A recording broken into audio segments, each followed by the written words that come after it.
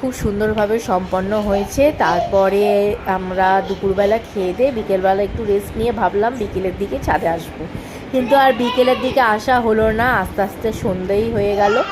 তো তাও একটুখানি ঘুরে আসি। আর এই দেখো সন্ধেবেলা একটু অন্ধকারই আছে, ভালো করে বুঝতে পারছো কি না জানি না। এই হচ্ছে ছাদটা, বেশ ভালোই। আর আমাদের সাথে সাথে গার্ড দাদাও চলে এসেছে তালা দেবে বলে। উনি বললেন যে 7টার মধ্যে বন্ধ করে দেন আর সকালে 10টার দিকে খোলে।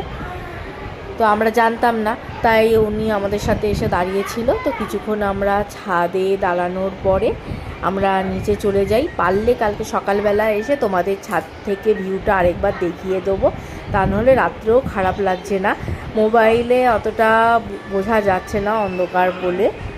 এই হচ্ছে ছাদটা। ওই সাইডেও আছে, ওটা তোমাদেরকে আমার মনে হয় সকালবেলায় ভালো করে দেখালে ভালো লাগবে।